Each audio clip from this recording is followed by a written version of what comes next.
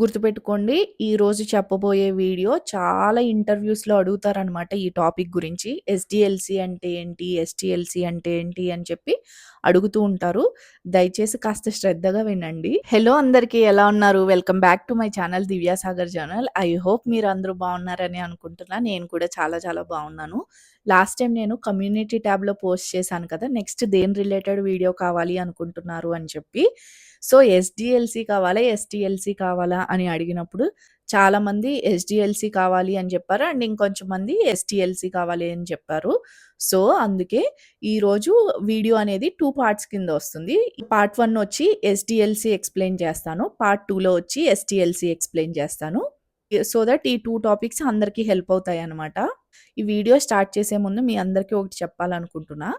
యూజువల్‌గా చాలామంది చేసే మిస్టేక్ ఏంటంటే వాళ్ళు డైరెక్ట్‌గా జావా నేర్చుకుంటారు, పైథాన్ నేర్చుకుంటారు or else any other programming language నేర్చేసుకుంటూ ఉంటారు. బట్ ఇన్ని ప్రోగ్రామింగ్ లాంగ్వేజెస్ నేర్చుకున్నా వాళ్ళు రియల్ టైమ్‌లో ఒక సాఫ్ట్‌వేర్ కంపెనీలో జాయిన్ అయినప్పుడు వాళ్ళు బ్లాంక్ అయిపోతూ ఉంటారనమాట. ఎందుకంటే అసలు రియల్ సాఫ్ట్‌వేర్ అనేది ఎలా బిల్డ్ చేస్తారో అర్థం కాదు. కంపెనీస్ కేవలం కోడ్‌ని మాత్రమే బిల్డ్ చేయవు. అవి ప్రొడక్ట్స్‌ని బిల్డ్ చేస్తాయన్నమాట. ప్రతి ప్రొడక్టు ఒక పర్టిక్యులర్ ప్రాసెస్‌ని ఫాలో అవుతాయి. దాన్నే ఎస్‌డీఎల్‌సీ అంటారు. సో, అసలు ఈ ఎస్‌డీఎల్‌సీ అంటే ఏంటి? ఇది సాఫ్ట్‌వేర్ కంపెనీస్‌లో ఇది అసలు ఎలా ఉపయోగపడుతుంది అనేది ఈరోజు వీడియోలో క్లియర్ కట్‌గా మీకు చెప్పేస్తాను. వీడియో స్కిప్ చేయకుండా దయచేసి చివరి వరకు చూడండి. అప్పుడే మీకు మొత్తం అర్థమవుతుందన్నమాట. సో, ఇంక లేట్ చేయకుండా let's start our video. First SDLC. SDLC అంటే నేనిక్కడ మెన్షన్ చేస్తాను చూడండి. Software development life cycle. అంటే ఏంటంటే, ఒక సాఫ్ట్‌వేర్‌ని బిల్డ్ చేయడానికి స్టెప్ బై స్టెప్ ప్రాసెస్ ఉంటుందనమాట.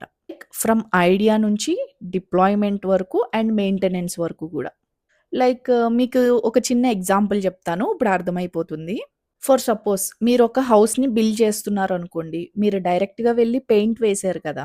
సేమ్ అలానే సాఫ్ట్‌వేర్‌లో కూడా డిఫరెంట్ స్టేజెస్ ఉంటాయన్నమాట. సో, ఇప్పుడు ఎస్‌డీఎల్‌సీలో ఫేజెస్ చూద్దాము. ఫస్ట్ ఫేజ్ వచ్చి రిక్వైర్మెంట్ గ్యాదరింగ్. ఇక్కడే ప్రతీదీ స్టార్ట్ అవుతుందన్నమాట. ఫర్ సపోజ్ క్లయింట్ వాళ్ళకేం కావాలో ఎక్స్‌ప్లెయిన్ చేస్తారు. For suppose food delivery Swiggy app ఏదన్నా కావాలి అంటారు. సో, బిజినెస్ అనలిస్ట్స్ ఏం చేస్తారంటే, ఈ అన్ని రిక్వైర్మెంట్స్‌ని కలెక్ట్ చేస్తారు. ఇక్కడ గుర్తుపెట్టుకోండి, మీకు ప్రాబ్లమ్ అర్థం అవ్వకండా మీరు రైట్ కోడ్ ఎప్పటికి రాయలేరు. ఇప్పుడు నెక్స్ట్ ఫేజ్ వచ్చి ప్లానింగ్ అనమాట. ఈ ప్లానింగ్‌లో టీమ్ ఏం ప్లాన్ చేస్తుంది అంటే, అసలు ఎంత టైం పడుతుంది? ఎంత కాస్ట్ పడుతుంది? ఎంతమంది రిసోర్స్ కావాలి? అండ్ ఇందులో ఏమేమి రిస్క్స్ ఉన్నాయి? సో, ఇప్పుడు ప్లానింగ్‌లో ఇది జరుగుతుంది. నెక్స్ట్ ఫేజ్ వచ్చి డిజైన్ ఫేజ్ అనమాట. ఇంచుమించులో ఒక బ్లూ ప్రింట్ అనుకోండి. ఈ ఫేజ్‌లో సిస్టమ్ ఆర్కిటెక్చర్, డేటాబేస్ స్ట్రక్చర్ ఇలాంటివన్నీ జరుగుతూ ఉంటాయి. డెవలపర్స్ ఎప్పుడు ఏదో ర్యాండమ్‌గా కోడ్ రాసారనమాట. They follow design. డిజైన్‌ని ఫాలో అవుతూ ఉంటారు ఎప్పుడు డెవలపర్స్. నెక్స్ట్ వచ్చేసి డెవలప్‌మెంట్ ఫేజ్ అనమాట. ఇక్కడ కోడింగ్ వస్తుంది. ఫ్రంట్ ఎండ్ అవ్వచ్చు, బ్యాక్ ఎండ్ అవ్వచ్చు, ఏపీఐస్ అవ్వచ్చు ఏదైనా. బట్ గుర్తుపెట్టుకోండి ఈ ఒక్క ఫేజే హోల్ జాబ్ కాదు. ఆ తరువాత టెస్టింగ్ ఫేజ్ వస్తుంది. రిలీజ్ ఇచ్చే ముందు టెస్టర్స్ ఖచ్చితంగా ఏమన్నా బగ్స్ ఉన్నాయా? ఆర్ ఎల్స్ దాని పెర్ఫార్మెన్స్ ఎలా ఉంది? ఇట్లాంటివన్నీ చెక్ చేస్తూ ఉంటారనమాట. ఒక డెవలపర్ ఎంతైతే ఇంపార్టెంటో ఒక మంచి టెస్టర్ కూడా అంతే ఇంపార్టెంట్.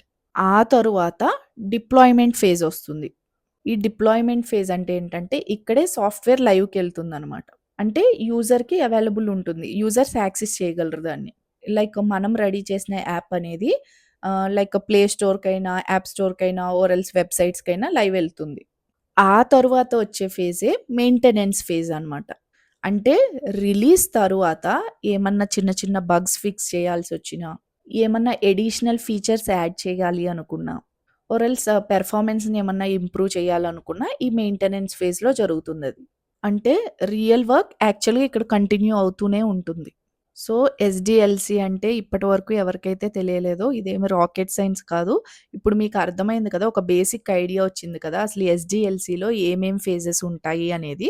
మీకు మళ్ళీ ఒకసారి స్క్రీన్ మీద డిస్‌ప్లే చేస్తాను. సో దట్ మీకు గుర్తుంటుందనమాట. సో, మీకిప్పుడు స్క్రీన్‌లో కనిపిస్తుంది కదా! ఇంకాస్త క్లియర్‌గా అర్థమవ్వడానికి నేను ఈ చార్ట్ పెట్టానిక్కడ. చూడండి ఇప్పటి వరకు డిస్కస్ చేసుకున్నదంతా ఇందులో ఉంది. స్టార్ట్ ఫేజ్ వచ్చి రిక్వైర్మెంట్స్ అనమాట. ఏం బిల్డ్ చేస్తాము అని చెప్పి. నెక్స్ట్ వచ్చి ప్లానింగ్. అక్కడ టైమ్ అండ్ కాస్ట్ ఇవన్నీ డిస్కస్ చేసుకుంటాము. అండ్ నెక్స్ట్ ఫేజ్ వచ్చి డిజైన్. డిజైన్ అంటే బ్లూ ప్రింట్ లాంటిదని చెప్పాను కదా! నెక్స్ట్ వచ్చి డెవలప్‌మెంట్ కోడింగ్ చేస్తారిక్కడ. ఆ తరువాత ఫేజ్ వచ్చి టెస్టింగ్ అనమాట. ఏమన్నా బగ్స్ ఉంటే ఫైండ్ ఔట్ చేస్తారు. డెవలపర్స్ ఫిక్స్ చేస్తారు. నెక్స్ట్ వచ్చి డిప్లాయ్‌మెంట్. ఇక్కడే మనం రెడీ చేసిన సాఫ్ట్‌వేర్ అనేది లైవ్‌కెళ్తుంది. ఆ తరువాతొచ్చి మెయింటెనెన్స్ అనమాట. ఈ మెయింటెనెన్స్‌లో ఏమన్నా ఇంప్రూవ్‌మెంట్స్ ఏమన్నా ఉన్నా, అడిషనల్ ఫీచర్స్ ఏమన్నా యాడ్ చేయాలనుకున్నా మెయింటెనెన్స్ ప్రాజెక్ట్స్ హ్యాండిల్ చేస్తాయి. సో, మీకిప్పుడు క్లారిటీ వచ్చింది కదా! ఒక సాఫ్ట్‌వేర్ కంపెనీ ఒక సాఫ్ట్‌వేర్‌ని రెడీ చేయాలి అంటే ఇన్ని డిఫరెంట్ టైప్స్ ఆఫ్ ఫేజెస్ ఉంటాయన్నమాట.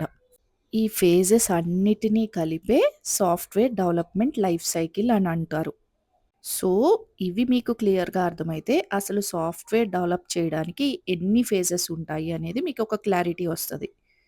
సో, ఇప్పటివరకు మనం వీడియోలో డిస్కస్ చేసుకున్న టాపిక్స్ అన్నిటికి ఇక్కడ ఓవర్‌వ్యూ మళ్ళీ చెప్పాను కదా!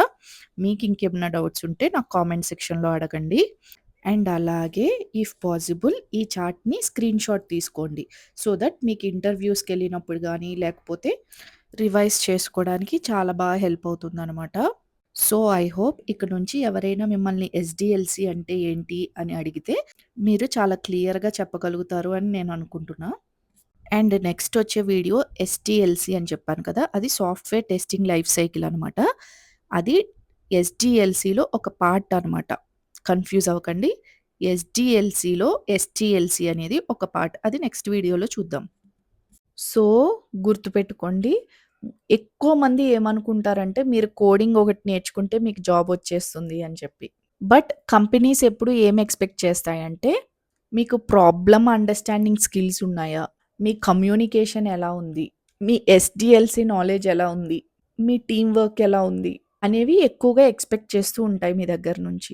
సో, కోడింగ్ ఒక్కటే ఉంటే సరిపోదు. సో, మిమ్మల్ని ఎక్కువ కన్‌ఫ్యూజ్ చేయకుండా ఎస్‌డీఎల్‌సీ అంటే ఏంటి అనేది చాలా సింపుల్‌గా చెప్పాను మీకు అర్థమవ్వడానికి.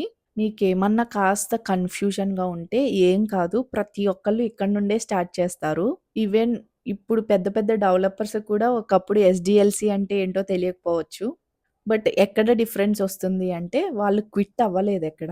స్టెప్ బై స్టెప్ నేర్చుకుంటూ వెళ్లారనమాట. గుర్తుపెట్టుకోండి. ఈరోజే మీకు అన్నీ తెలియాలని లేదు. మీకు అట్‌లీస్ట్ ప్రాసెస్ అర్థమైనా సరిపోతుందనమాట.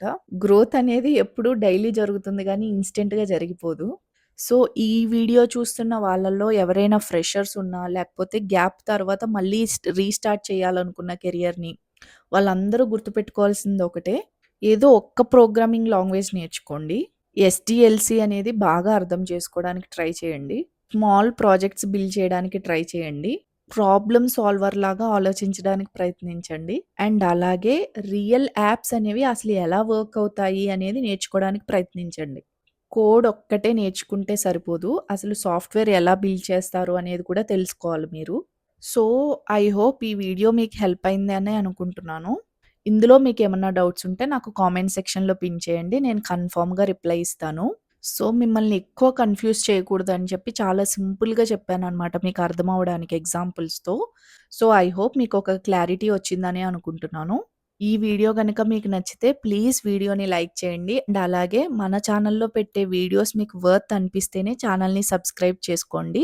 అండ్ ఇఫ్ పాసిబుల్ ఈ వీడియోని ఇంకొంతమందికి షేర్ చేయండి. అండ్ హైప్ బటన్ మాత్రం క్లిక్ చేయడం మర్చిపోకండి. సో దట్ ఈ వీడియో ఇంకొంతమందికి రీచ్ అయ్యే ఛాన్స్ ఉంటుందనమాట. ఓకే గైస్ ఈ వీడియోకైతే ఇంతేనండి. పార్ట్ 2 వస్తుంది. అందులో ఎస్‌టీఎల్‌సీ అంటే ఏంటి అనేది చాలా క్లియర్‌గా ఎక్స్‌ప్లెయిన్ చేస్తాను. ఎందుకంటే మన ఛానల్‌లో చూసేవాళ్ళు డెవలపర్స్ మాత్రమే ఉండరు. టెస్టర్స్ కూడా చాలామంది ఉంటారు కాబట్టి వాళ్ళ కోసం నేను ఈ ఎస్‌టీఎల్‌సీ అనేది కూడా ఎక్స్‌ప్లెయిన్ చేస్తాను. ఇది కూడా చాలా ఇంపార్టెంట్ క్వెషన్ అనమాట ఇంటర్‌వ్యూస్‌లో. సో నెక్స్ట్ వీడియోలో మళ్ళీ కలుద్దాం. Until then see you tata good bye.